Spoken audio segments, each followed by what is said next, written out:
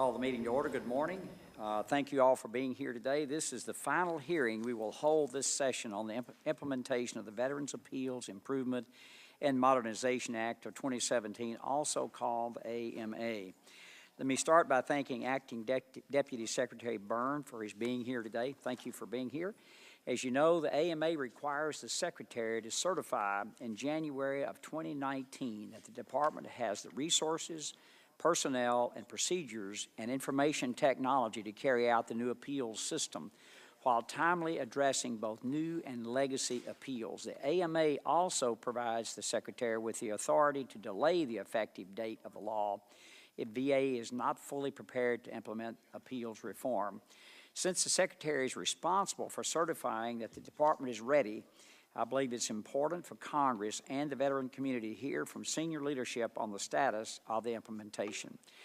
I understand that Ms. Mason has been delegated the authority to oversee the implementation, but your presence here today, Mr. Byrne, demonstrates the Secretary's commitment to ensuring this program is implemented correctly. And thank you all for being here.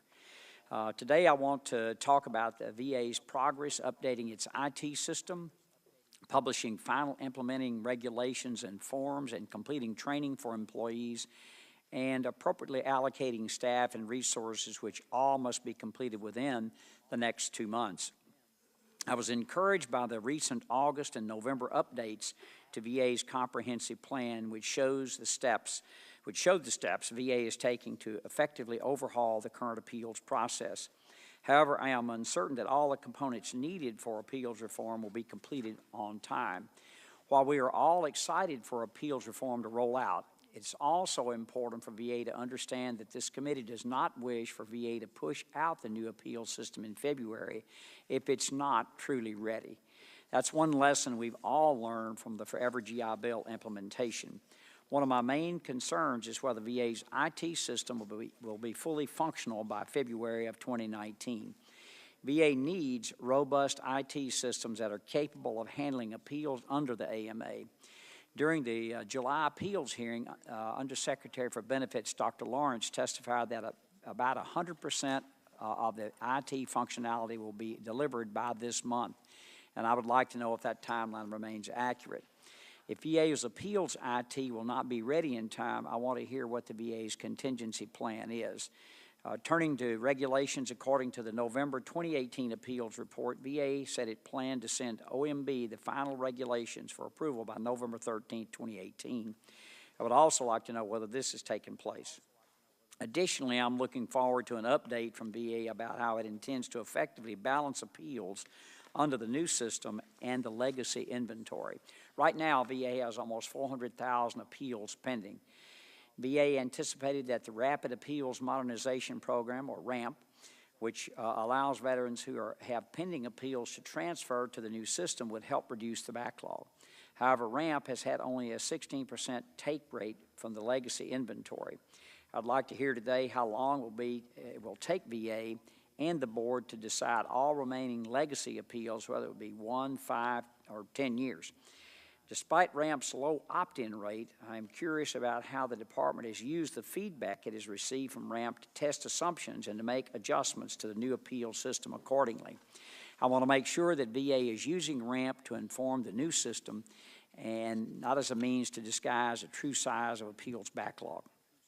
I also would like to hear about the training provided to employees. My staff visited the Denver Regional Office in October, and the employees shared that VA guidance on the new system was confusing and that it needed additional training. They needed additional training to understand the new procedures. I'm hoping to have a productive discussion today to ensure that when the law is fully implemented, all veterans will receive correct and timely decisions. Again, I want to thank the witnesses for being here today to discuss this important matter. And just as an aside, I've spoken to several veterans who've opted into the RAMP program, and when they do, the results have been good. I'll have to say I've been encouraged by that, and if it's scalable, if we have the capacity to do it, and that's what we're here to hear from you all today, then I think it has a chance to be very successful. I can remember sitting right down there 10 years ago, and there were 1 million appeals claims backlog. So there is, even though it doesn't 400,000 is a lot. If you're one veteran out there whose appeal hadn't been looked at, it's 100% for you. There has been improvement, and changes have been made. I'd now like to yield to Ranking Member Esty for her opening comments. Thank you, Mr. Chairman, and I associate myself with all of his comments, in particular the same issue areas that I think all of us on the committee would like to get your review of, your guidance, your input, so that together we can move this forward. I'm happy to welcome everyone here today as we enter the home stretch on the implementation of the Appeals Modernization Act.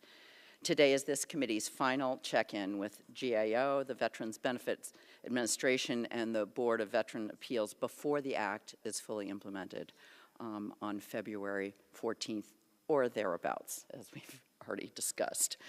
From what I'm reading in the testimony, all systems look to be a go. The Secretary is expected to certify in January that the VA has the resources, personnel, office space, procedures, and information technology required. But before that happens next month, I want to just step back for a moment and highlight the process by which we arrived here, because I believe that it is a model that for large-scale policymaking that other committees, this committee and other committees, should look to duplicate. First and foremost, appeals modernization has been bipartisan from the beginning almost 4 years ago. Second, the statute set in place an innovative system of progress reports from both VA and GAO at regular intervals as implementation planning was playing out. Third, full VSO participation in all stages is required by the statute. That's unprecedented. And I'm happy to report that having checked with the VSOs this week and throughout the process, they have generally been quite well pleased with the feedback they've been given the opportunity to share with VA. And it has not only been shared, but they are seeing evidence of that being incorporated in the planning process. We want to make sure that that continues, and we want to make sure that that's reflected in the OMB regulations. I strongly encourage this structured VA-GAO communication to continue after the rollout, because it's the veteran service representatives all around the country who are working with veterans every day, and they are in the best position to give you constant feedback about how, in fact, all this planning is playing out in the real world. Another innovation in this law we're studying and applying more broadly is the authority that the statute provides VA to pilot various components. Both VBA and BVA did avail themselves of this authority, and I know that the lessons learned in these pilots will mean, and are already meaning, a faster and fairer process for veterans in the end, and that is, after all, the point of this whole undertaking. We're on the verge of one of the most significant improvements in a generation in how veteran disability compensation claims are processed, and I want to congratulate all those who have worked so hard to make these historic changes possible.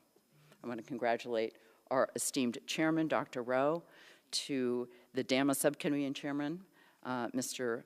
Bost, to the leadership in the VA in 2 different administrations, to Chairman Isaacson and Ranking Member Tester, our counterparts in the Senate, and of course to the leadership of the VSOs, who are willing to put aside quite a few concerns and differences at the start of this process to bring us all together to the table to come to where we are today. I have some questions as well about the IT systems, but I will reserve those for later. But because this is my last opportunity as a member of this committee to publicly comment on this important reform, I want to end my remarks with 2 points. First, with optimism about the possibilities that appeals reform hold to make more accurate and timely disability compensation for veterans. And secondly, with an appreciation for the unprecedented willingness that has been shown by all to communicate constantly and to work together in the service of the same goal, that is serving the veterans that we are sworn to serve in honor for what they have provided to this country. It has been a pleasure over the last 2 years to be on this committee, the last 6 years in Congress working on behalf of veterans.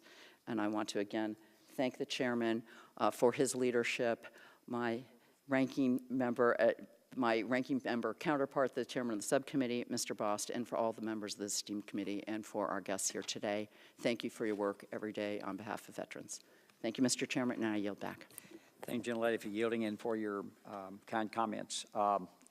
Joining us today are the Honorable James Byrne, Acting Deputy Secretary. He is accompanied by the Honorable Cheryl Mason, Chairman of the Board of Veterans Appeals, David McClinican, Director of the Appeals Management Office at the Veterans Benefit Administration, and by Lloyd Throer, the Deputy Chief Information Officer, Account Manager, Benefits Portfolio of the Office of Information and Technology, Elizabeth Curda, the Director of Education, Workforce, and Income Security Team for GAO. Thank you all for being here this morning. Acting Deputy Secretary Byrne, we'll start with you. You're recognized for 5 minutes. Good morning, Chairman Rowe, Ranking Member Esty, and members of the committee. Thank you for inviting me to testify on VA's implementation of the Veterans Appeals Improvement and Modernization Act of 2017. My thanks to this committee for its devotion to veterans, for its strong support of veterans and VA, and for keeping all of us above partisan politics. I've been acting Deputy Secretary for just over 3 months. The year before, I served as the VA's General Counsel. And what is clear to me in a short time, and to anyone watching, is that VA is on the cusp of the most comprehensive improvements since World War II. In large part, that's thanks to this committee's work and the administration's unmitigated support. Appeals modernization is just one example of historic legislation Congress has given veterans in the last 2 years. I'm happy to report that thanks to Cheryl's, Dave's, and Lloyd's leadership and their team's great work, we're on track for operational launch in February. We will continue to keep the committee apprised of our progress and alert it to any early or delayed publication of the regulations. Before we take your questions, I'd like to quickly touch on a few points. First, board and VBA IT teams have fully integrated their activities and worked collaboratively and productively over the past year. We expect to meet all appeals modernization IT milestones. Appeals modernization implementation is not facing the IT challenges we've seen with Forever GI Bill implementation. Second, I appreciate concerns that appeals modernization could distract from legacy appeal work, but we continue making historic progress on legacy appeals. We reduced the appeals inventory by 9.6% in fiscal year 18, despite receiving nearly 188,000 new appeals. VBA exceeded their production targets by 12.5%, and the board issued a record number of decisions, 62% more than fiscal year 2017. We accomplished this by resolving over 168,000 appeals and administering the Rapid Appeals Modernization Program, RAMP. We'll continue balancing resources with requirements and preserve focus on legacy appeals through implementation and beyond. Third, to facilitate smooth implementation, we set and achieved aggressive hiring goals, and the board and VBA have collaborated on training and outreach. The board has provided staff large-scale training that will continue through full implementation, and VBA developed, delivered, and continuously updates training for employees involved in RAMP and the new processes. Finally, both RAMP and the board's Early Applicability of Appeals Modernization Initiative, BEAM, have effectively tested processes, technology, and assumptions and helped inform the new system. RAMP's giving eligible veterans opportunity to have decisions reviewed under modernized processes. As of last Wednesday, veterans had moved over 75,600 appeals from the legacy to the modernized process. VBA has completed nearly 33,000 higher-level review and supplemental claims decisions under RAMP on average in about 120 days, and has paid almost $137 million in retroactive benefits. In October, the board began adjudicating appeals in RAMP. As of Monday, they received over 930 RAMP appeals. BEAM, the smaller-scale research program, has captured qualitative feedback from veterans and representatives that will further inform implementation. The board will provide BEAM outcomes in its assessments later this month. Appeals modernization is a good news story for veterans in VA.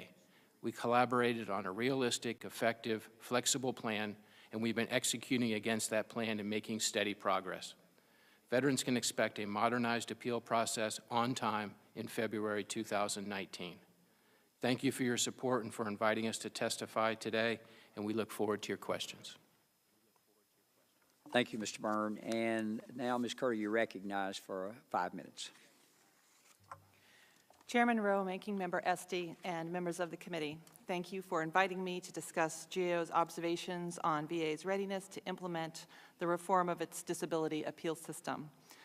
I would like to commend the committee for your extensive oversight of VA's planning for this complex endeavor. The new process will affect the lives of hundreds of thousands of veterans with disabilities and therefore requires careful planning to improve VA's chance of success. Last March, we reported that while VA's initial plan reflected aspects of sound planning, improvements were still needed to provide greater assurance that appeals reform will be successful. We recommended VA's plan, 1, address all legally required elements in the Appeals Modernization Act, 2, articulate how it will monitor and assess the performance of its appeals processes, 3, augment its project plan for implementation, and 4, address risk more fully. VA agreed with our recommendations. Today, I will discuss our observations on how VA's updated plan reflects progress in implementing our 4 recommendations and areas where their plan could be more robust. First, regarding the 5 legal requirements that were not fully addressed in March, VA has addressed 1 element related to projecting productivity and partially addressed 4 remaining elements. For example, VA's plan does not contain required metrics for monitoring implementation and is still missing information the agency will need to certify that it has the resources needed to carry out timely processing under the new and legacy appeal processes. Regarding assessing the performance of the new process, VBA has established some new performance measures and has plans to develop more. For example, VA has taken steps to be able to measure and compare veterans' satisfaction with the new and legacy appeals processes. VA officials have stated they plan to establish a balanced set of performance measures for all 5 new appeals options as we recommended. But VA has not yet documented all of these measures or how it will assess the relative performance of the new and legacy processes. Regarding project management, VA has augmented its project plan to a limited extent. Last March, we reported that VA's high-level master schedule did not include all key activities, show how activities should be sequenced, reflect interim goals and milestones for monitoring implementation, or assign resources for activities. Although VA's project plan provides significantly more detail than it did initially, we found the plan only minimally met sound practices for project management. For example, the schedule did not contain a work breakdown structure that defines the work, activities, and resources necessary to accomplish tasks. Further, according to VA's schedule, the agency needs to complete 117 activities between January 1st and when it plans to implement in February. The lack of a robust schedule poses risks to successful and smooth implementation in February. Finally, regarding addressing risk more fully, VA has addressed many, but not all key risks to implementation. For example, VA is better positioned to mitigate risks by using new analytical tools to better project resource needs under different assumptions about opt-in rates and productivity. VA has also addressed risk by testing the 2 appeals options at VBA through RAMP and using preliminary results to update elements of the appeals process. VA also initiated a small-scale, non-generalizable test of the 3 new board options. VA has used this limited test to learn about veterans' preferences among the new board options and to update the training, guidance, systems, and forms needed for full implementation. However, VA has not tested all aspects of the new appeals process. For example, VA only recently began adjudicating cases for veterans in RAMP who were allowed to appeal subsequently to the board. VA's August 2018 progress report identified a risk that veterans may appeal to the board at higher rates, which could have implications for timeliness and quality of decisions. However, VA's plan does not identify a mitigation strategy for this significant risk. In summary, VA has made some concrete progress to improve its planning for disability appeals reform while it attends to legacy appeals. However, significant risks exist with launching the new process in February. Fully implementing our recommendations could better position VA to ensure successful implementation, but doing so prior to February 2019 may be challenging. The option remains to phase in implementation to allow time for more testing and plan improvements. In any event, even after implementation, VA could better assure that the new process meets veterans' needs by continuing to improve its approach to performance measurement, scheduling, and risk management. This concludes my prepared statement, and I will be happy to address the committee's questions. Thank you, Ms. Curda. I will start yielding myself 5 minutes, and I'll start with Mr. Byrne. We're 2 months out from the earliest date, and I heard you say it, I think, 3 times, out from the earliest date that appeals modernization can be fully implemented. Do you know if the Secretary intends to certify, hearing what Ms. Curda just said, that appeals reform is ready for full implementation next month? That's when he has to certify, 30 days out. That's correct, sir. He's ready to certify in January based upon what we know now. Okay. Knowing that, then I'll go straight to the next question, which is directed at you also, Mr. Byrne, is that VA agreed with all 4 of GAO's recommendations in March of this year that improved planning practices would be better ensure a successful appeals reform. Does VA continue to agree with those recommendations? I'm trying to remember there were 4 of them. Yes, sir, I believe so. I may ask for Chairman Mason to help me with that question, if that's okay. That's fine. Oh, absolutely. Yes, sir. VA does continue to agree with GAO's recommendations, and we're working very closely with GAO on implementing some of those changes and taking some of the suggestions and working towards a more robust plan. Well, then, if we're ready to go and GAO says there are 117 activities that they would recommend, they're not sure you can get to that point. And look, I'm all for if it takes another month, believe me, after going through this GI Bill. If it's March when we certify it, I don't have any problem with that. Some people have been waiting for, 5, 6, 7, 8 years. And so I think another month to get this out right. And I think you all have made tremendous progress. But how would you answer, Mr. Byrne or Ms. Mason, either one, her comments just a minute ago that a phased-in approach might be better? My understanding is we are ready to go, and we'll alert this body if we're going to be able to implement earlier or later. As I understood some of the recommendations, they were about backup and redundancy plans, and I believe we have addressed some of those. I'm not best positioned maybe to answer those, but the 2 core issues are we ready with the regulations? Are we ready with the IT? And it's my understanding that we are, and I have good reason to believe, based upon questions to these folks, that we are. And just a question on the IT, I guess, Mr. Thor. And when you put this, and I assume you were the project manager on putting the system together, how is it that you think this IT system is going to work and the GI Bill didn't? Well, I'm not the project manager, but I am the liaison between OI&T and the board, and in managing this. But this is actually a very different scenario than the GI Bill. First off, let me just tell you, as of this past weekend, we have deployed the solution for all of the ports of VBMS that are required to implement this bill. It is deployed and ready in the field. The case flow work has been incrementally delivered over the last 9 months. There are maybe 2 things that I know of that they're finishing up over the next month, and those I have very good confidence about. A very important difference in this scenario than the GI Bill scenario is that in this instance we are updating to accomplish this, we're updating 2 critical VA systems that we have actually had boots on the ground working very hard long before this bill passed. They're execution teams that were very familiar with the code, they were fully funded, and the level of requirements that we had to deal with was simpler. I think you had another thing too. I think the idea that you phased in ramp. allowed you to see through any hiccups in there without just having all of it dumped in your lap at one time. I think that was a very smart way to do it, to begin the way you did. Yes. And then if there were problems, they weren't major problems affecting hundreds of thousands of people. They were affecting a few hundred or a few people maybe, and you could see those. And I think I think there's a lesson to be learned there. I truly do. That's a very good observation, sir. Thank you. I think, Mr. Lamb, you recognized for 5 minutes.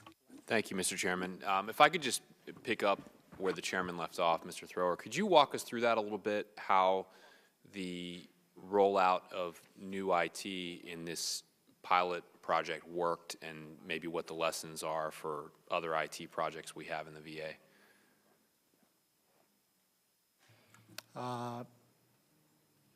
Think about it. Okay. I guess I'm just asking, are there concrete examples in the last year or so? I will say that the most important, I think that this was an excellent example of where the organization fully implemented its agile development principles, where we had incremental deliverables scheduled throughout the process. First, we had very tight integration with the business from day one, so there was no air gap between us in terms of understanding of requirements and what was needed. We laid out a schedule early on of capabilities that needed to be done in May, in September, and in December, which we actually published in our report to Congress to you, that you had available to you. On the VBMS side, on the caseflow side, we were doing incremental waves of development from the last 2 years that have all fed into the successful implementation of this. So and how well tested has the case flow side of it been at this point? Do you know how many cases it has handled? Actually, I would have to defer to Ms. Mason. Caseflow is currently operational and has been operational from the point that VBA puts the cases into the process, into the board, into intake, and then Caseflow Q manages the cases. So pieces of it have been built and operational. So we started with the intake at the board and dispatch. So all of our dispatch cases for at least, I want to say the last 6 months, I would have to double check that, but I'm pretty sure the last 6 months of FY18 were all handled through the Caseflow dispatch program, and the intake part where VBA sends the cases into the board, that's been, I believe, operational from VBA for about the same time period, maybe a little bit more. The Caseflow Q program at the board, which manages the dockets, that has been fully operational for the past couple of months. We phased it in as well. There was a user tester period, and then we've continued to phase in. We're currently in final user testing and phase in for how the cases within AMA and Legacy will be used through the algorithm that actually manages how the cases are dispersed. So we're pretty operational with all the cases currently at the board. I guess I'm just asking for an estimate of the sample size that have been tried in that new program. I would have to take that as a due out on that. I know majority of the cases dispatched from the board this last year, the 85,000, at least half of those came through Caseflow dispatch. So those were all handled at that point. I will have to get back to you on how many the Caseflow Q program is, but it's currently running and operational at the board, and that's how our cases are being processed currently. Okay, and what does user satisfaction appear to be with that so far? I mean, it's very high at the board. Yeah. Dave? Same thing. Yes, actually, Chairman Mason's correct. In fact, one of the first pieces that Caseflow delivered was when we certify an appeal, a legacy appeal to the board. That's been in place for well over a year now, and that actually doesn't just help the efficiency of managing the work and sending it over, it actually improves the quality of our certifications to the board, so it had a very large impact. Okay, and was that an off-the-shelf purchase, or was that partially developed within the VA? Can you just tell me the history of that? Caseflow? Yes. Caseflow was built by Digital Service. That's what they were already working on. Digital Service has been in VA since late 2015, and they were already working on building the Caseflow system before the law passed. Got it. Thank you very much, Mr. Chairman. I yield back. Thank you, gentlemen, for yielding. Vice Chair Billirakis, you recognized. Thank you. Thank you, Mr. Chairman. I appreciate it. First question is for Acting Deputy Secretary Byrne. According to information provided to staff, the VBMS release scheduled for December 9, 2018 was supposed to include the remainder of the VBMS functionality needed to implement the law, with planning, production, validation testing occurring in January and February. If after all the testing, hopefully this will not be the case, but VA realizes that the VBMS appeals functionality is not working as intended, what is VA's backup plan, contingency plan, backup plan, what have you? So the legacy appeals process will still be working for a while, and so they would fall back into those, is my understanding.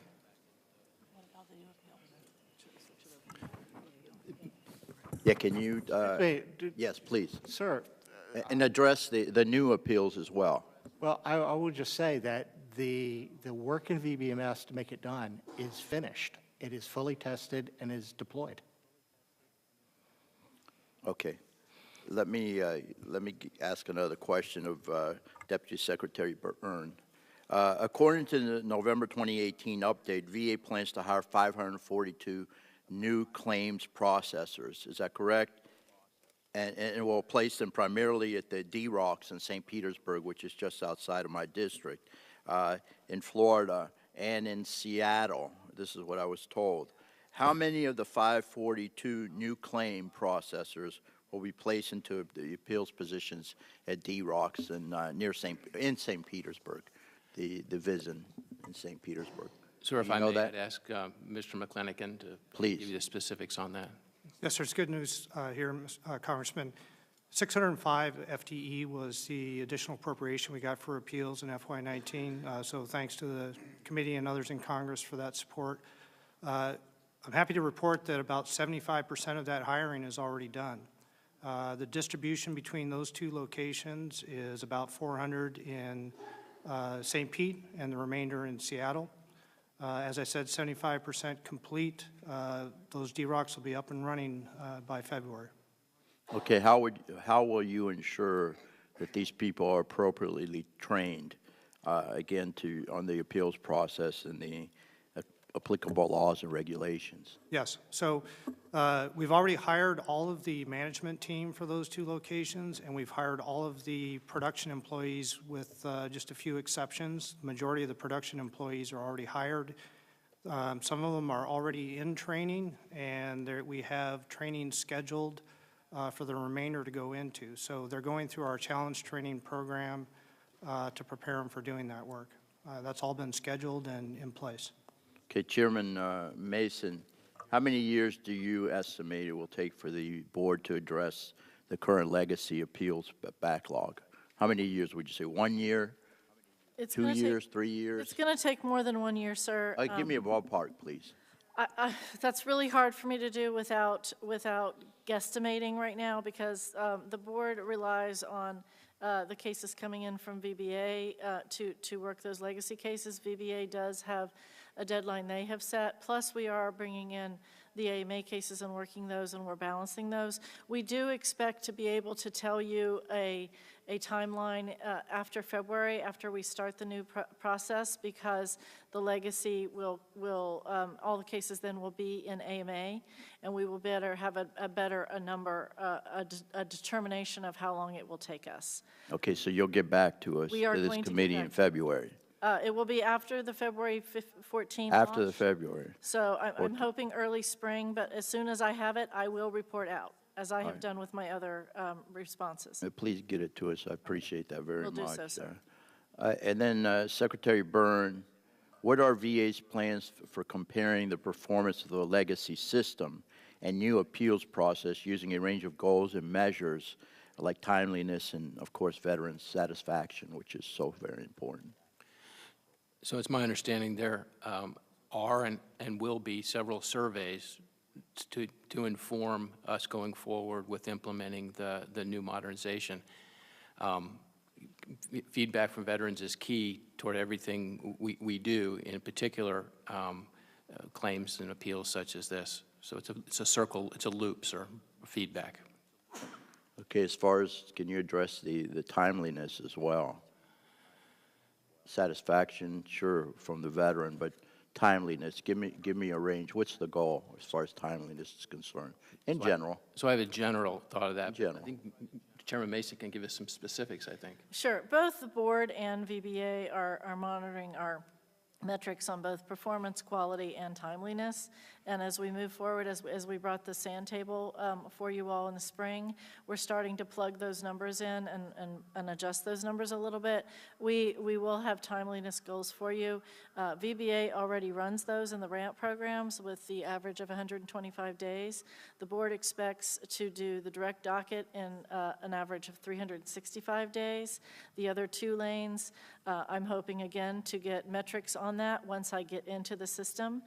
The current ramp appeals program at the board is giving me some early data, but at this point in time, until I start running all 5 dockets and get that absolutely running and launched, I'm not comfortable giving you full data on the timeliness, but I will get back to you. But we are monitoring all of that, and VBA and the board are collaborating very closely on all of that data, and we are running the metrics just as we are required to under the Section 5 of the AMA. All right, thank you very much. I yield back, Mr. Chairman. Appreciate it. Ms. Custer, you're recognized. Thank you, and thank you for being with us. I just want to go back to the veteran experience, if we could. Can you walk us through, after this is all online, what the veteran experience would be, what their choices would be, and what the timeframes would be that they can expect for resolution of their claim? I can pull out my chart and follow it, ma'am, but I can assure you that Chairman Mason, right off the top of her head, could walk you through that in very, very fine details. I'm fine to hear it from her. I just want the American people to know what veterans can expect. So first and foremost, we are working very closely with the Office of Veterans Experience within the department and working on those surveys. We already have surveys launched, and we're already receiving satisfaction information back on those. We've already started receiving those. So that's the first thing we're looking at. Second thing we've also launched is the appeals status tracker on the VA website to allow veterans to log on and see exactly where their appeal is and exactly where their claim is, and that provides them feedback where they are. So those things are already launched and running. Both the board and VBA have been very transparent with our numbers on how we're doing and what we're doing, both in training programs. When Mr. McClanahan and I have been out speaking, whether together or separately, we have provided the timelines for 125 days for VBAs, what their expectation is, and that's an average. We'll continue to monitor that within VBA. And then at the board, again, the direct docket is the 365 lane. We expect to complete those within the 365, Including a hearing? Hearings are not. Hearings is a separate lane.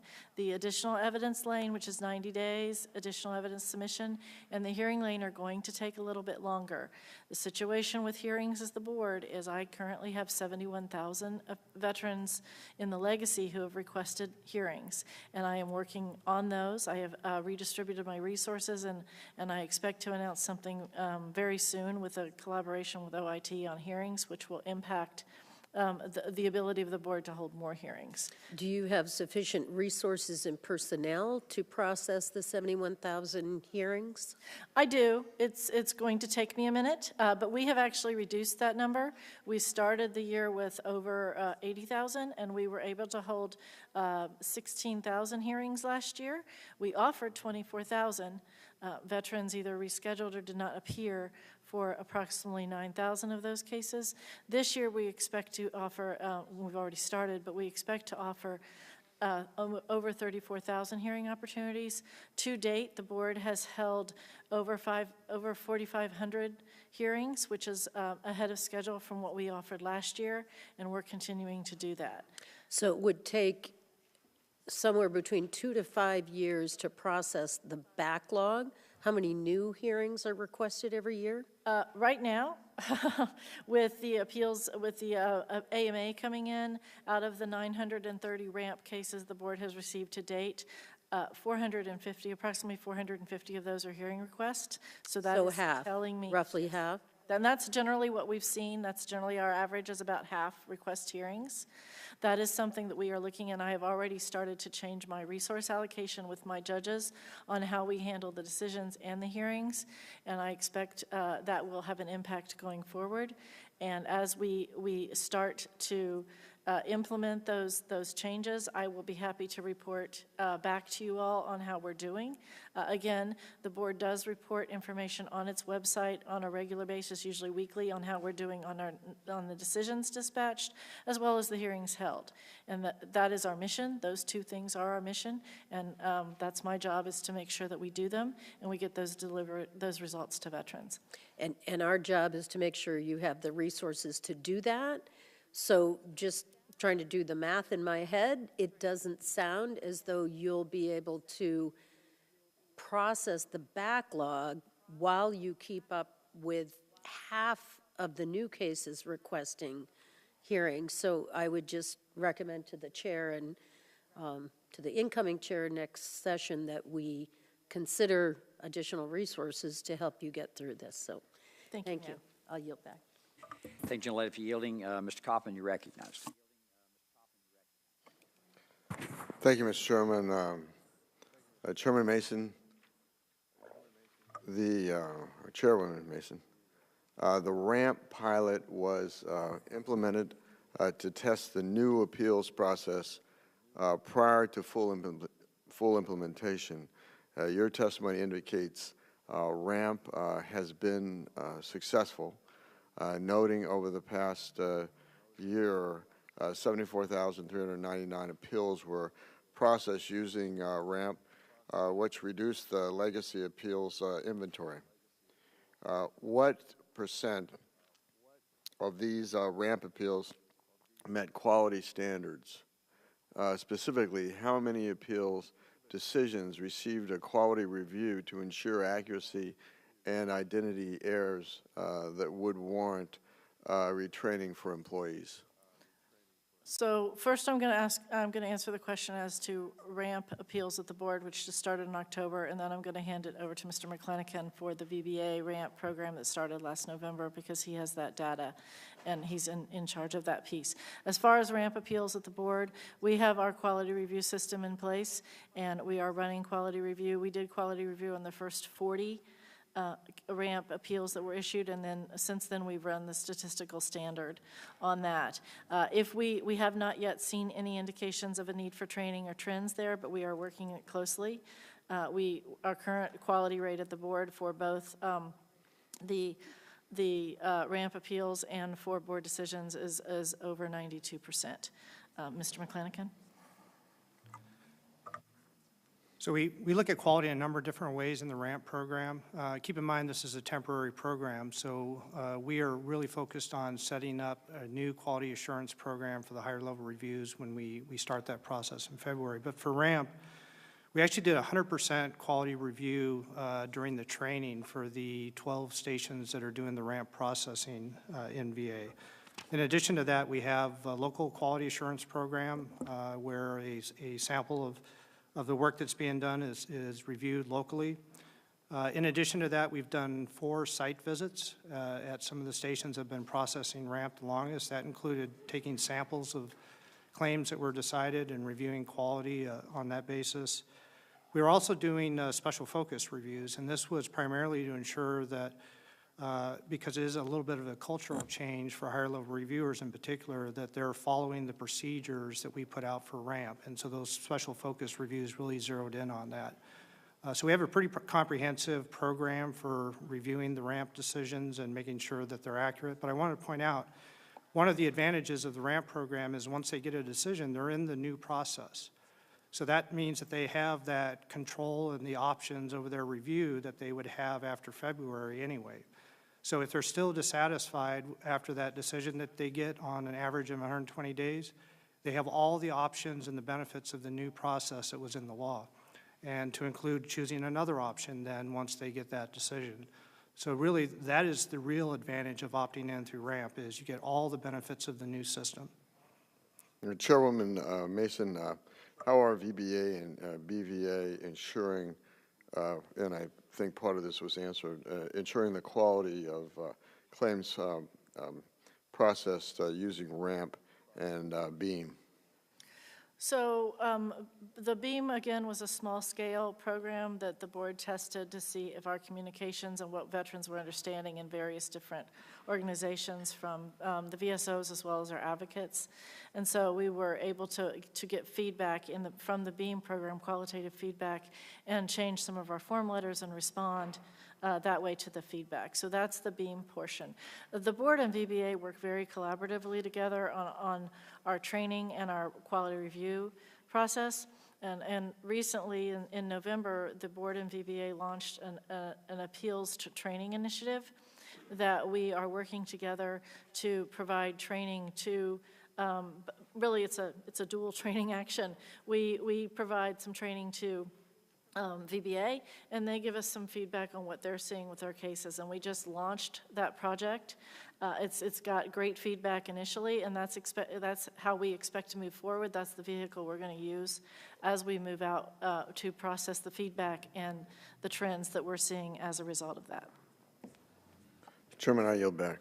Thank you, gentlemen, for yielding. Ms. Mason, if you wouldn't mind, would you send us a blank survey, one of those surveys, so we could, both sides of the aisle can look at that? We'd just like to see it. Absolutely. We can get that from the Veterans Experience Office. Happy to do so. Thank you. Mr. O'Rourke, you recognized. Thank you, Mr. Chairman. From the opening testimony, it seemed as though the GAO was telling us that we weren't ready for implementation in February. And based on your recommendations, you didn't feel like there was enough time for VA to implement those, and you suggest a phase-in approach. And then if I heard you correct, Mr. Secretary, you feel that the VA is ready and that there's no need to have a phase-in approach. So I wonder, Ms. Curda, given what you've heard from Secretary Byrne and Chairwoman Mason, whether their answers to our questions so far address your outstanding concerns and whether you agree with them that they're ready to go. If not, I would love for you to share with us what you think the consequences are if the VA goes without having addressed the legal requirements, the performance measures, the project management concerns, including 117 activities. You mentioned there's not a robust schedule to implement those, and then the risks, which is your fourth point. Certainly. I mean, I think that there's nothing here I've heard today that, surprising. We've been talking to the VA folks all along, and you certainly have their perspective on this. I would say the biggest risk from our perspective to implementation is the risk that when veterans are faced with 5 new options, which has not been tested before, that larger numbers of them will go opt for a hearing at the board. That is the most resource-intensive option, and could have implications for the ability of the board to process legacy claims and also to take care of the folks that are now signing up for something new and they were hoping that would get better for them. In terms of mitigating that risk, we have recommended taking several steps as if they continue to fully implement. Articulate expectations for performance so they can monitor against those expectations and see, are we meeting goals, are we not meeting goals? And then, even if they delay full implementation of the new process, they could allow more time to model, test, or phase in the board options and develop contingency plans if outcomes are not what are expected. In terms of another sort of big risk area is, and we've, I think the board has alluded to this a little bit, this is large-scale change for everyone involved, all the staff, all the managers. You're hiring new people, and change management is a complicated business and can take time. It's critically important to communicate to all the players, all the stakeholders, what is happening with the change, and the stakeholders as well, and it has to be, there has to be buy-in. So, that can take a little bit of time, and I'm not completely sure that the change management to date has been as robust as it could be. And was there another aspect to the question? I'm just wondering, like, if these outstanding concerns are not addressed and the VA does not take a phase-in approach, and implements without being fully ready, what's the worst that could happen to veterans? And one of the things that I think I hear you saying is that there may not be resources there, and that's following up on Ms. Custer's questions, on some unintended consequences of paths that veterans may choose. And perhaps, you know, the suggestion is that in the next Congress, we appropriate additional resources to meet that demand. I wonder, Secretary Byrne, one of the concerns raised that seems to be a consistent problem with the VA, and I know Chairman Arrington's been really good on this issue, is the lack of performance measures. How to know whether you're successful, how you're doing along the way, and that was the second outstanding concern from the GAO. VA has not developed measures to assess performance. How will you know if you're successful or not? So it's a fair question, and I think the GAO concerns are fair as well. But the big picture is that we're offering the veterans choice and control over the appeals process that's sort of unprecedented, making it easier and very veteran user-friendly. The phased-in approach, I appreciate that comment. However, RAMP is giving us a pretty good picture of how this is going to be implemented. And if I could interrupt, just I'm out of time. If we don't have defined goals, we'll never know how we're doing. You can say we're giving it our best, we're giving veterans lots of options, this feels good, we've hired a lot of people, this is better than what it was. But if I don't know what the target is, how can we gauge your performance and hold you accountable? So of the concerns raised by GAO, that is the most concerning to me, and I hope that you can, working with the GAO, come up with defined performance measures that we can all hold ourselves accountable. We will. I'll yield back to the Chairman. Thank you, gentlemen, for yielding. Ms. Radawaygan, you recognized. Thank you, Mr. Chairman and the ranking member. Thank you also to the panel for being here today. My question is for the Honorable Cheryl Mason. Chairman Mason, the Secretary has delegated to you the authority to oversee appeals reform implementation. Have you faced any challenges in overseeing implementation, given that you do not have line authority over all the different elements of VA that are involved in appeals reform, such as VBA and OI&T? Thank you for your question, ma'am. The board, the way the situation works with the board is the Secretary's designee to handle appeals in the department from all the administrations and general counsel. And so that's under the law where the board sits. Having said that, the board, you're correct, the board does not have line authority over VBA. There's no way I can tell the USB what to do. But we work very collaboratively in the department. And the one thing I will tell you is the new Undersecretary Wilkie and Acting Secretary Byrne, Deputy Secretary Byrne, we have implemented a very strong governance process where we all come together on a monthly basis and discuss all the issues that are before us. And so it's a collaborative issue. So while I may have point for this, it's a collaboration. So if there's a concern on appeals on the VBA side, or if there's an issue with OI&T, that's something that the department handles as a governance body. It's not just me. I just am the driver to make sure that I bring those issues to the governance board. To date, I have not had any issues. We work very collaboratively together and have done so since I became chairman. So how are you ensuring that VA has a comprehensive and cohesive plan to successfully develop and implement the new system?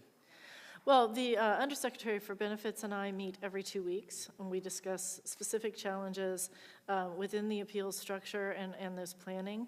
I also meet on a regular basis with OI&T leadership, and we talk about the customer service requirements there. And it's the same thing with all, with VHA. I meet with the PDESH, the acting PDESH as well. So I have oversight all of that through the secretary and the acting deputy secretary, and then my job is to report out if there's any issues. But we do have a comprehensive plan. That's what you've seen in the 90-day reports that we have sent out. The board has had the lead on putting those together, but again, it's a collaboration. We have to work in partnership, and we have to take care of all of our customers across the organization in order to deliver results to veterans. Thank you, Mr. Chairman. I yield back. Thank the gentlelady for yielding. Ms. Esty, you recognized for 5 minutes. Thank you, Mr. Chairman. I would like to raise the question the VSOs have raised with me. They've raised concerns that the new IT system, the caseflow queue, is not fully ready for implementation. Specifically, they've raised concerns that they are unable to view legacy cases through caseflow. Can you provide a specific date by which the VSOs will have access to legacy cases via caseflow? Currently, we are actually testing the co-located VSOs at the board. They do have access at the board right now. We just rolled that out. On a limited basis, we're testing that. That's part of our phase-in. As we go forward into January 19 and full delivery in February, we expect to broaden that. That will be more of a phased-in process with caseflow because there are procedures that the VSOs have to go through to meet those access requirements that are department requirements. So, but we are also already working, and they do have access in the program now. Well, thank you, because I know that's very important in our effort to really comprehensively address issues. If they cannot see, the VSOs who are on the front line are unable to see the legacy claims, then we're not really getting the benefit, the promised benefits of this IT innovation. The next question I wanted to address was one that the chairman referenced at the very beginning. We think it's very important to have these goals and these timelines. But we have seen happen with other VA ambitious programs that they've rolled out in an effort to meet a timeline and have thereby lost the trust of the veterans we're here to serve. Have you considered, given the 117 items, I believe Ms. Curda mentioned, that need to be completed, and some of them may be very small, but 117 items between January 1st and February 14th is a lot, and there'll be a new Congress and lots of questions. Have you considered delaying that in order to be certain you've done the beta testing, you're prepared to do the rollout fully so that we do not lose the goodwill we've been all attempting to regain from veterans?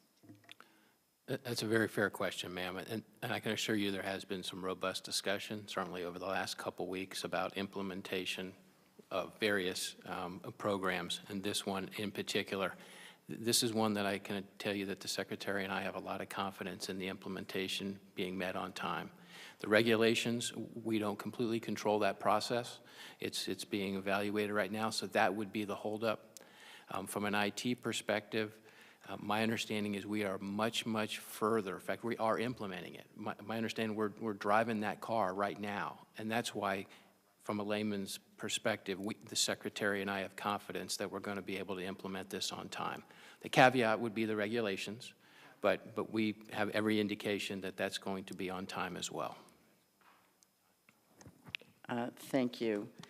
You mentioned on BEAM that we've only had 30 cases go through right now, and Mr. Byrne, you indicated that that was being qualitative feedback, and yet for the process to fully run out, you're moving from about 900 cases, of which only 30 have gone through. What assurance do you have you're going to be in a position, again, in about 2 months to be able to have this fully functioning, the BEAM portion fully functioning, so that you understand how those cases go through and are ready to implement them across the board? So I'll touch on that lightly and then maybe ask Chairman Mason to help me out on that. BEAM, as I understand it, was a very detailed interview, feedback loop process with our veterans to ensure we were delivering to them the control and choice that they've been asking for from the veterans, from the VSOs, and from with internal. As far as the actual implementation, I think those were a little bit apples and oranges, right? The implementation is about the regulations being available on time and about having the IT solution performing. And we have a pretty high degree of confidence, and I understand we maybe all be a little gun shy about actual execution, but in this case, there is a high degree of confidence that we'll be able to execute as predicted in February. Well, I guess to be more precise, whether you've been able to incorporate that qualitative detailed feedback from 30 cases, whether you feel that's sufficiently broad to incorporate it and have it ready to go, and that is for Ms. Mason. We haven't, ma'am, we have incorporated, thank you. We have incorporated that feedback already in our form letters and actually the NOD form for the board. Specifically, and as far as, so that beam was enough for us to get that initial information, but then we also had the RAMP program running at VBA as well as what the board took over, and that did continue to give us information on top of the VEO surveys. Thank you, gentlelady, for yielding. Mr. Poliquin, you're recognized for 5 minutes. Thank you very much, Mr. Chairman. I appreciate it, and I appreciate the great bipartisan work over the last couple of years on this committee. I represent the rural part of the state of Maine. Now, some people think that all of Maine is rural, but that's not true. And health care closer to home is really a critical issue for our veterans up in rural Maine, and I'm delighted that all this work has been done such that our veterans now, the law of the land, can get their health care closer to home. That initiative actually started with a pilot program, Mr. Chairman. Maine was one of 5 places in the country up in Caribou, Maine, where the ARCH program started, and it was rolled out nationally.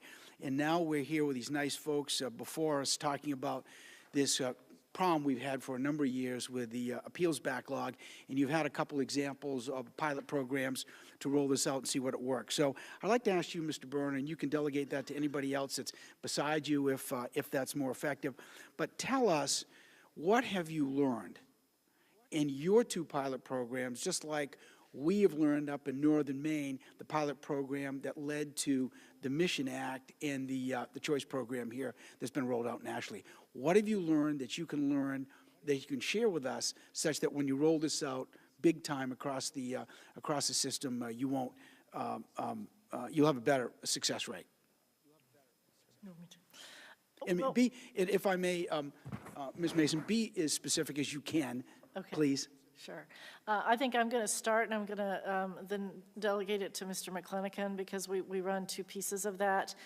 Really what the board's learned primarily is how important that veteran feedback is, and to listen to our stakeholders, because they have had some very... And do you have a way to get that feedback very user-friendly for our veterans, such that they can log on however they do it, so they can get back to you very quickly, very easily, so you can assess that? Yes, we actually, with the new VA Experience customer surveys, we can receive that feedback immediately. And how about folks that live in rural Maine that don't have access to the internet? How do you do that? I think they can do surveys both electronically and via mail. I would have to check on that one, though, sir. That'd be great if you can get back to me on that. So I'm going to hand the rest of that answer over to Mr. McClanahan, because I know he has more on that. Yes, ma'am. Sure. So RAMP really helped us because we've actually received, and this goes back to the previous question, we've actually done 34,000 decisions in the RAMP program. So it wasn't just the feedback we were getting from the small-scale BEAM program, but it was all of those decisions that we were making. So we were getting feedback from representatives of veterans, from veterans, from our own employees. And what have you learned that you can share with us? Sure. We've learned how to improve the procedures that we're launching permanently in February. Be specific. Give me an example, please. Sure. A higher level reviewer has to do in some cases, an informal conference with a veteran. We received a lot of feedback about how to make that process better and improve the scheduling of those. There's a lot of those type of... Right now, just on average, sir, how much time in the legacy system currently today, if a veteran has an appeal because he's lost hearing and he gets back the decision from you nice folks that it's not what he expects it to be or what it should be, how long does it now take to go through that process on average? On average, 3 to 7 years. 3 to 7 years. Yes. How long do you think it'll take with this new system that you folks are implementing that we've given you a lot of money to do? It's designed for early resolution, so an average of 125 days in each of the 2 VBA lanes. And then at the board, as Chairman Mason has said, the fastest opportunity there is an average of 1 year. Okay, so you expect to go from anywhere from 3 to 7 years to roughly 4 months to 1 year. God bless you. Right We're now all behind you. I hope you do it. Now, our veterans deserve this. Right now, we're processing RAMP claims in an average of about 120 days. Okay? Okay. How are you folks getting the VSOs involved? Because so many of our veterans on the ground touch our veteran service organizations on a regular basis. How are you bringing them into the fold such that they can help you roll this out effectively, get the word out, and keep our veterans well informed? How are you doing that? So this goes back to the chairman's opening statement. Take you back to March 2016. We started this by getting all stakeholders in the room together. That's how we did this. Okay, and are they doing their job to help us with this? Absolutely. Okay. They've been with us every step of the way to include Great. promoting RAMP and everything else. Thank you. Mr. Byrne, I'm going to ask my last question quickly here. You folks have mentioned hiring a bunch of people to make sure this works smoothly, and that's all great. I'd like to remind you, you have 285,000, excuse me, I think it's 385,000 people at the Veterans Administration. Can you find any people internally to do this so we don't have to spend taxpayer money to go outside and do this all over again? Were you able to do that? To a certain degree, I think we were. How many of the people that you had to hire for this project came from the inside? Can I ask Chairman Mason for that specific? Yeah, of course. We looked at offering opportunities to all our employees, but we're going to have to take that as a do out and get back to you, sir. I don't know exactly how many internal Okay, employees so you have we've two used. things you're going to get back to me with, right? Yes. Great. Thank you very much. You're back my time. Thank you. Good luck, everybody. There's a New York minute, and then there's a Maine minute. Those are different. I now yield to Mr. Correa. Thank you, Mr. Chairman. To the panel, the application, implementation of the Appeals Modernization Act, how are you including the VSOs in that process? So I'm just going to touch it briefly. The VSOs were part of the ground floor in coming up with control and choice for the veterans. It was a lot of they were a driving factor in this. And we continue to have feedback with them in this process. And their service representatives are also a key part of actually. Can you describe how you're actually getting feedback and implementing that feedback? That I would have to kick over to the chairman, sir. Sure. We have regular meetings, sir. Both the secretary has regular meetings and receives feedback. The chairman, the USB, we sometimes do joint meetings with VBA, but we are interacting with our VSOs on a regular basis. At the board has co-located VSOs that actually sit with us that handle the cases, and we meet with them on a regular basis as well. So we are constantly taking feedback and constantly taking the pulse from our VSOs. Moving forward, do you see that to continue to be the case? Absolutely, we can't go forward without them. Any VSOs here today? Yes. Yes? Are we okay? Satisfaction? Yes, no? Good? Can't read sign language. Are we okay? Thumbs up. Thank you very much. Mr. Chair, I yield. Thank you, gentlemen, for yielding. Mr. Higgins, you're recognized for 5 minutes. Thank you, Mr. Chairman. Thank you, ladies, gentlemen, for your service to your country. Mr. McClenachin, thank you for your service to your country, sir. I understand you're an Army veteran. I have constant communications with the veterans that I serve in South Louisiana, and the primary complaint regarding the appeals process and out in New Orleans, they're looking at appeals from 2014 and 15. Certainly hundreds of backlog appeals cases. And most of the hearings, there's a requirement for the veteran to attend the hearing in New Orleans. These guys have transportation problems, man. They have deteriorating medical conditions and, in some cases, mental challenges, certainly financial and transportation challenges. Their hearing dates get moved and shifted, and it's hard enough for them to get to their CBOC or their VA medical facility, wherein we have invested tremendous amounts of the people's treasure in order to completely modernize these facilities. In my district, I have 2 brand new CBOCs. They're beautiful, incredible state-of-the-art technology. Well, I don't understand, as a veteran myself, why a veteran would be required to drive 200, 250 miles to a hearing when it's hard enough for him to get 20 miles to a CBOC or his VA medical facility, yet we've invested incredible amounts of treasure in these facilities to make them telecapable, and the decisions made about their appeals are primarily medical in nature. So I'm told that the VA states that their IT systems in the appeals arena does not communicate well with their IT systems in the medical arena, and this is just unacceptable to me as a veteran and as a congressman. Would you please address that, sir, as a veteran yourself? Yes, sir, and thank you. Chairman Mason's actually doing a lot of work in this area. The hearings that you're referring to are board hearings that the board judges handle. We do the scheduling for those right now, but she's doing a lot of work. Legal questions, I agree, but they're based upon medical conditions, are they not? 100% of the time. That's generally correct, yes. Based on medical exams that are done in the initial decision process, and then if there's an appeal to the board, one of the things the board looks at is, do we fulfill our duty to assist the veteran in developing their claim, which includes providing them a medical examination. Well, thank you for that answer. I asked generally, is there a commitment? Can we look for a commitment from the VA to integrate IT systems and to enhance the abilities of veterans to attend their hearings more locally at VA facilities, medical facilities, CBOCs, et cetera? Is that on the horizon? Can we look at that? Yes, sir. It is on the immediate horizon. Thank you, Madam. That's encouraging. I have questions I promise to get to. Secretary Byrne, I understand you also serve as a VA's General Counsel. Yes, sir. And thank you for your service, sir. Commander, correct? You were Commander Byrne, correct? Lieutenant Colonel in the Marine Corps. Roger that. Thank you for your service. What's the current status of regulatory changes you'll need to implement the appeals reform? The current regulatory process involves another component of the executive branch, and that is where it's under review right now.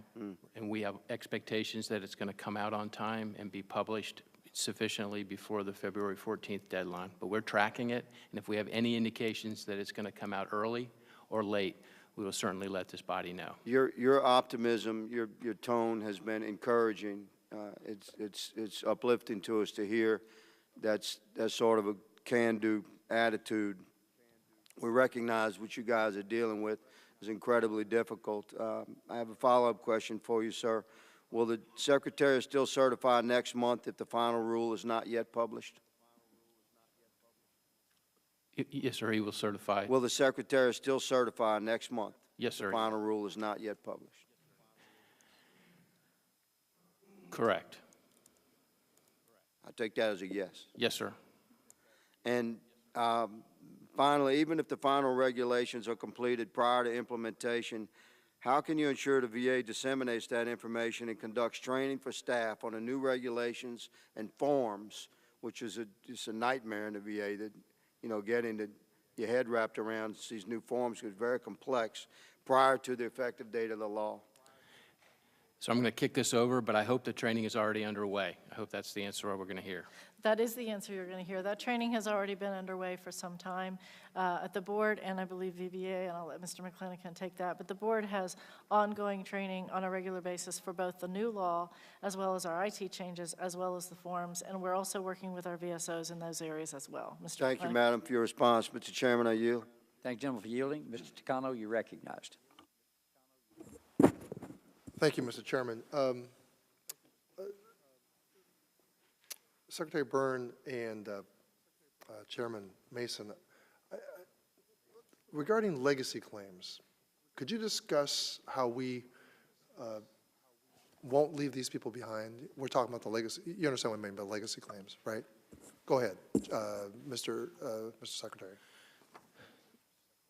I believe Chairman Mason is going to tell you that legacy, that we're going to balance the resources that we have, but processing the legacy claims is a priority to reduce that backlog. That's correct, sir. The department made a commitment in March of 2016 when we started this process that led to the Appeals Modernization Act passing, that we would prioritize the legacy cases. And we are keeping that commitment. We, at the board, and I believe at VBA, I can't speak for Mr. McClanahan on this one, but it's my understanding that they're also prioritizing those. At the board specifically, the Caseflow Q program is already in user testing. The algorithm program, which was built for us by Digital Services, that has a prioritization piece in it that prioritizes those legacy cases over the AMA, but the direct docket is the next level. So, Mr. McClanahan. Mr. McClanahan? Yes. So we know what resources it's going to take to complete our legacy appeals as well as work the new system. We're separately allocating resources to each of those, and we'll adjust as necessary when we go forward. Okay, well, to both of you and Chair Mason, have you made efforts to meet with the union during the discussion and implementation of new regulations surrounding the Appeals Modernization Act? The union at the board, the union representative, we regularly meet with the union, the leadership team. It's not always me, it's sometimes my leadership team with my other duties. The union has been involved in our training process and is always a partner at the table to discuss how we're rolling those out. But there are management pieces that go to that the management can make the decisions on, and we give the union the notification as required. Mr. McClanahan? Same answer. All the way back from when we implemented RAMP, all the way through to what we're doing today, we've kept the union apprised of what we're doing, yes. So, I mean, you would say it's fairly regular, weekly, monthly? It's usually monthly to quarterly, depending on what the union request is. Okay. Have you incorporated any of their suggestions from these quarterly or monthly meetings, or the comments that the union submitted during the proposed rulemaking? Yes, we looked at all comments from our employees. Our employees all gave feedback on the process when we spoke with them. Specifically, I don't know that we used anything in the rulemaking on that because that was an internal agency piece, but we did discuss what the comments were. Mr. McClanahan? Yeah, so usually the union's concern is the impact on employees when we implement major initiatives like this. So yes, we have fully advised them of that. They've told us of their concerns about implementation and tried to address those as best we could. What assurances are you giving the frontline employees that they will have adequate time to adjust to the new procedures and regulations as they're being implemented? And that they're not unfairly dinged during the implementation and immediately thereafter. Okay. Well, at the board, we rolled out new production standards this October. We actually met with our union partners in August and September in preparation for appeals modernization. And part of that change was to measure, allow attorneys to measure their production on the number of issues they do per decision, and which is exactly how we'll report. We report both the number of decisions the board does, but as well as the number of issues under appeals modernization. And training, there's also a training piece that is part of our union agreement that they get a certain piece of time that doesn't count towards production and training. And I can't speak for VBA. Same in VBA. When we implement something like this, usually there's an acclimation period for employees to get used to the new procedures. I just wanted to point out, though, the law does not change how the entitlement to benefits and how we process those claims. It's really a process change rather than changing the way that they're used to making decisions based on the entitlement that veterans have. But nevertheless, you're representing to me that that there's adequate time for the employees to adjust, as you say, acclimate. Yes, that's always the case. To the new regulatory and procedural environment. I think I'm not going to take the main minute. I'm just going to yield back. So. Thank the gentleman for yielding. I'm going to take a point of personal privilege here and thank some members of this committee before everybody gets gone. Mike Kaufman, a classmate of mine, veteran of both the Marine Corps and the U.S. Army. He made one good choice, that'd be the U.S. Army. With all due deference to Colonel Byrne. Mike, thank you for your service all these years on the committee and the things you've done for the folks in Denver with the Denver VA. You stayed on that. Thank you so much for that. And Ms. Esty, you will be leaving the Congress at this point. It's been a pleasure working with you. You've had very, very positive things and intuitive things that you've done for not only constituents in your district, but across the entire country. So thank you for that. And I tried to get, before Mr. O'Rourke escaped, to thank him for his work on the committee. He has been terrific.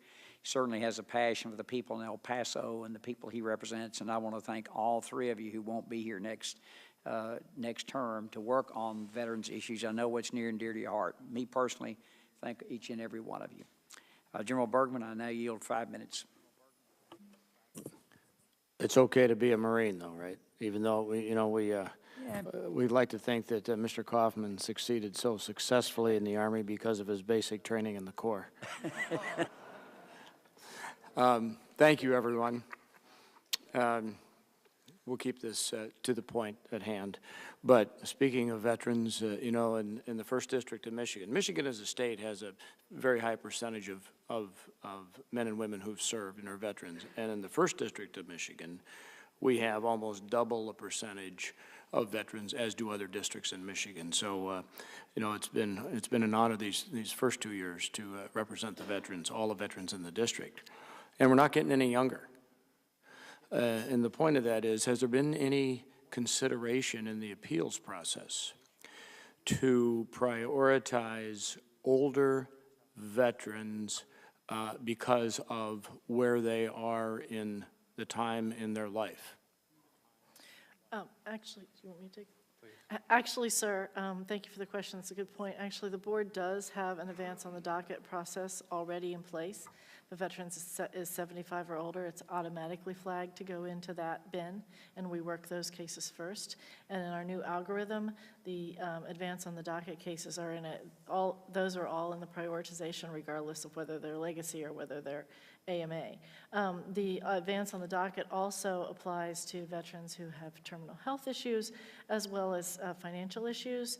And this past year, on my own motion, I advanced cases on the docket for the hurricanes, as well as the typhoon in the Marianas Islands, and we are releasing a statement, I believe by the end of the week, that will address the California fires and the Alaska earthquake.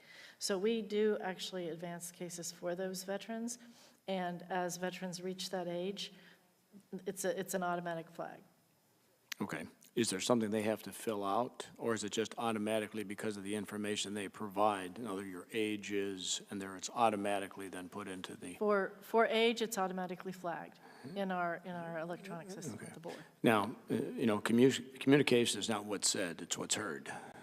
And understanding of words written may or may not translate into the veteran understanding when they receive a letter. And I received some interesting letters from government agencies addressing my senior status and different things that I have no clue what actually the point of the letter is, okay? And I'm not going to get into details, and I think even asking a couple of other folks, what does this mean? There was some head scratching going on. So I know the VA, I believe, has made an effort to make more understandable written communication, so when that veteran receives it, they can actually understand what the point of the letter is. Would anyone care to give me an example of success in that?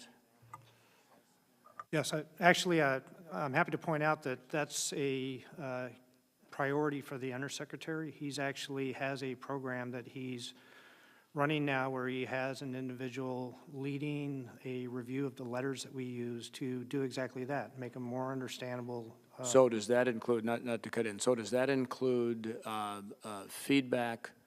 Because we talked about the feedback loop that's been put in.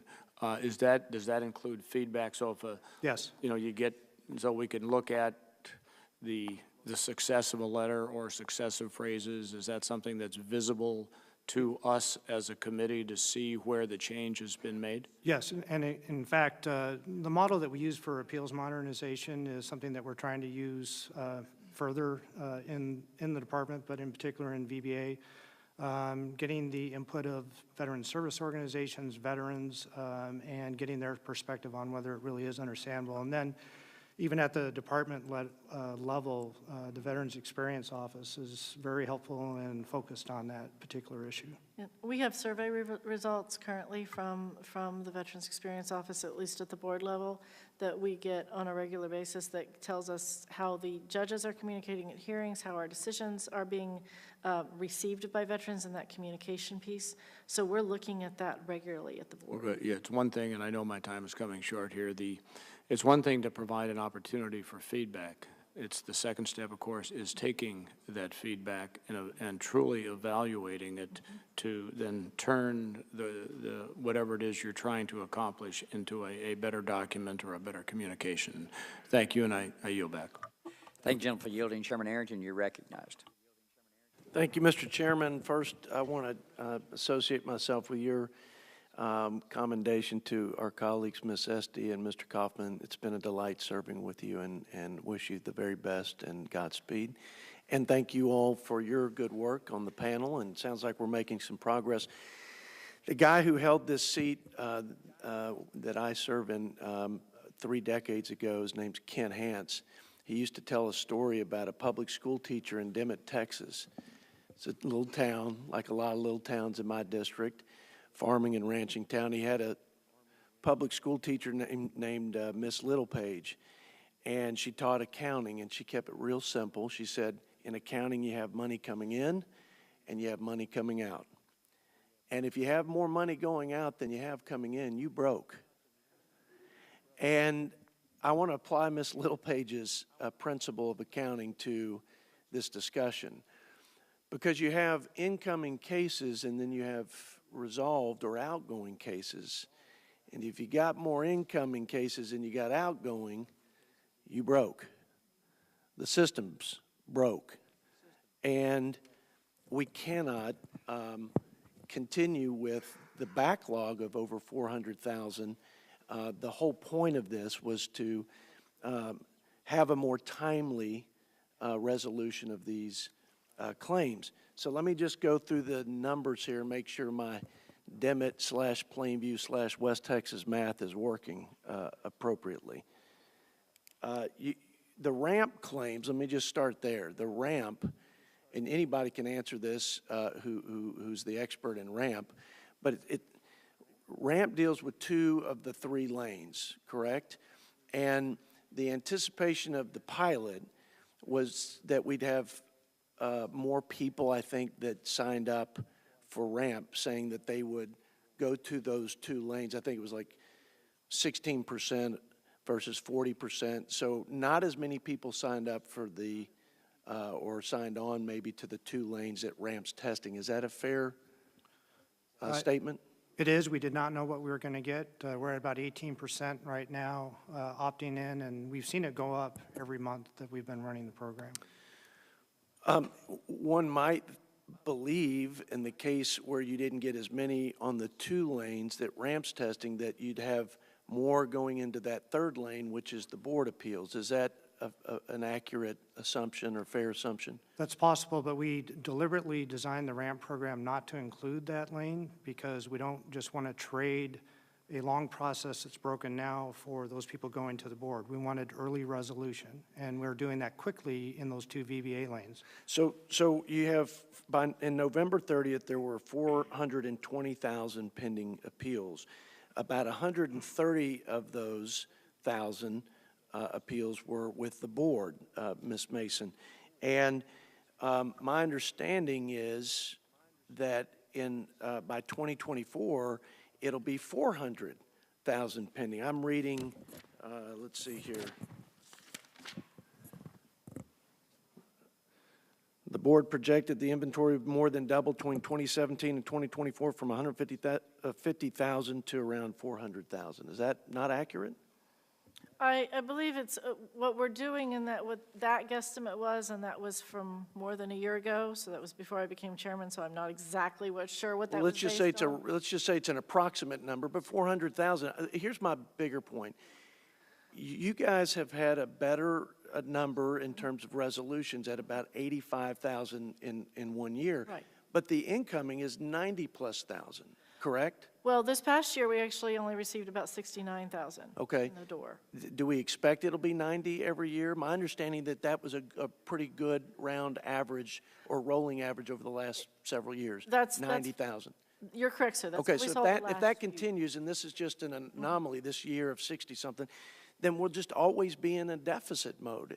And so you will never get enough you won't have the capacity to receive the incoming.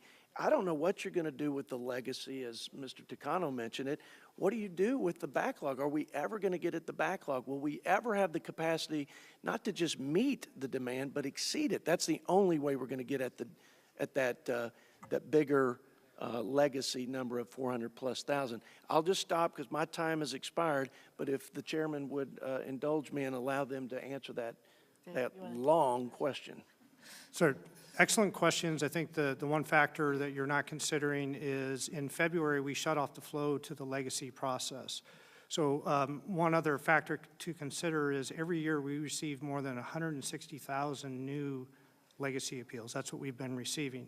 So the fact that we are at now 420,000, we were at about 475,000, while we were receiving that constant flow of 160,000 new appeals every year, that is significant that we brought that number down. And when you shut the flow off in February, you will have no more going to legacy. And that's really the key that's missing in that discussion is that's what the law does for us. It shuts the flow off to that broken system, and you're absolutely correct, it's broken. So just considering that factor, we believe that we in VBA will get through our legacy appeals in 2020, which is a vast improvement about over what we were talking about a couple years ago. The wild card for the board is they get their appeals from us, so we resolve what we can first. If veterans choose to appeal to them, so the board's relying on what is flowing from us to them. In addition to that, we have flow back from the board, even though the board decided 85,000, which was great.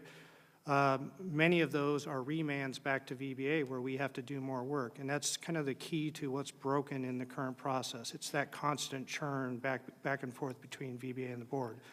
The committee's work shut that off in February, at least a good portion of it.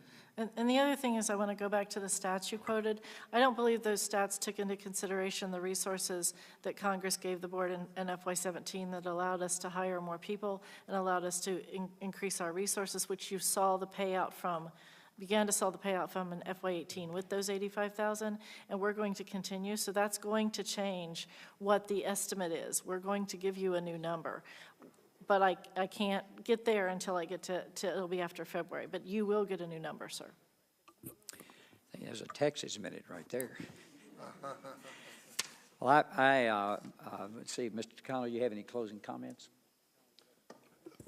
Yes, just briefly. Mr. Chairman, I thank all the witnesses for coming forward, and I've met with some of you in private. I am cautiously optimistic that the implementation will be successful and that the work that was done by this committee on a bipartisan basis to lay the groundwork for where you are, the work that my colleague Ms. Esty did as the ranking member and inheriting from ranking member Dina Titus, and the whole way in which the VSOs work together, and this committee worked together, Mr. Chairman. This is a point of pride for me, and our small talk up here indicates that both of us have a cautiously good feeling about where this is going.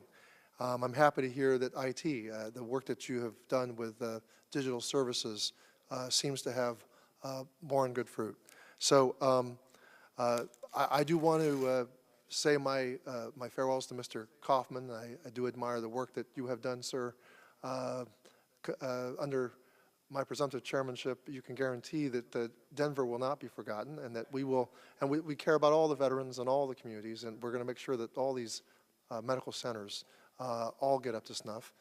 Ms. Esty, what a pleasure it has been to be your colleague, and it was a great note of sadness that I see you departing. You're enormously talented, but I know that you're going to be contributing to our country and our nation, and you'll continue to contribute to your community.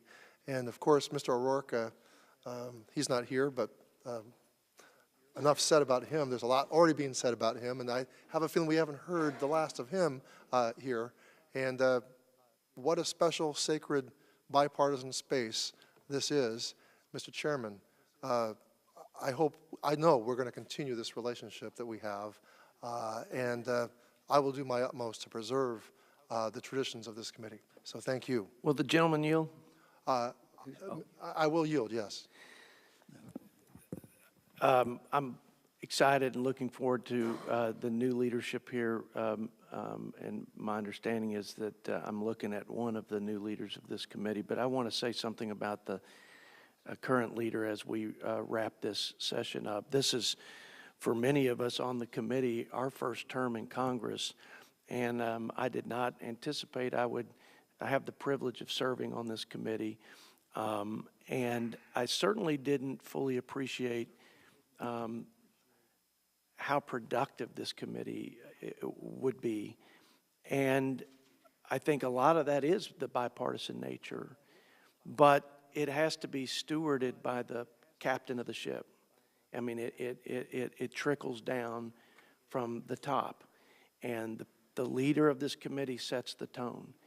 And I just want to say, Mr. Chairman, and if Ranking Member Waltz were here, I'd commend him as well. But, Chairman, thank you for your tremendous leadership for all of us to lead us through one of the most, it'd have to be, I don't know the numbers, but to pass 80 veteran-related bills in the House, almost virtually all of them bipartisan coming out of this committee, and to have almost 30 veteran-related reforms, major initiatives like the Mission Act and like the new Forever GI Bill, et cetera, like this appeals process. I can't find another space and spot and place in the United States Congress that has been more productive and more ably led, and led in a way that reflects not just well on your colleagues, but on the character of the men and women who wore the uniform who we're trying to serve. So you set a great example for me, and I think for my freshman class and all of us on this committee. Thank you for your leadership, and thank you for your service, not just to our veterans, but to our entire nation over this last 2 years in the 115th Congress. Thank you very much. I appreciate your kind words. I do, Jody. Thanks very much for that. It's much appreciated. And again, you've heard me thank the committee profusely for what they've done. Also, I want to thank the people who are here today. You all have done a great job, and we're excited about doing this because I can promise you every member up here, probably the most things that individual cases that we work on at home are veterans cases. And we have 1, 2, maybe more people on our staffs that work on those, and most of them are appeals or something related to the VA. And I want to thank you all for getting this up and ready to run. I think it's going to work, and I think the RAMP program really did give us a good trial run. And again, as I said at the opening, I've heard any number of people have come up and say, "Hey, Doc, this RAMP program really got me my case adjudicated very rapidly." Mr. Higgins, I want to thank you. I think it's a great idea with teleconferencing. I think that makes absolute sense. If you've got the capacity in a CBOC, why you couldn't schedule that with a veteran right there in their hometown, that makes absolute sense. They don't have to travel long distances. It's much more difficult for them to travel.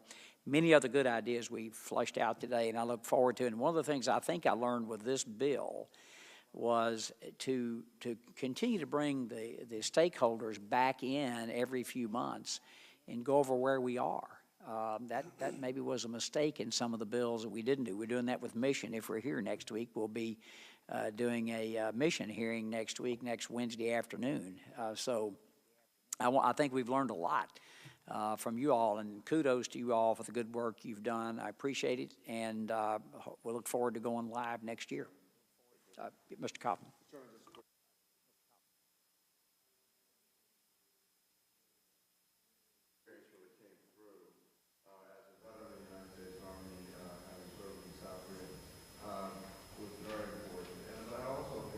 Been a retired physician was extremely important in terms of bringing that knowledge and sharing that knowledge, and your experiences with this committee I think is very important.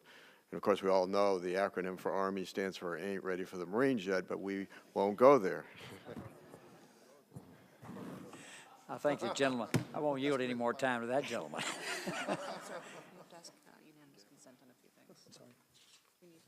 Oh, okay, got it. I was about to dismiss us before we got done here. No further questions. Thank you all for being here. I ask unanimous consent that the written statements provided for the record be placed into the hearing record without objection so ordered. And also ask unanimous consent that all members have 5 legislative days in which to revise and extend their remarks and include extraneous material. Hearing no objection, hearing is adjourned.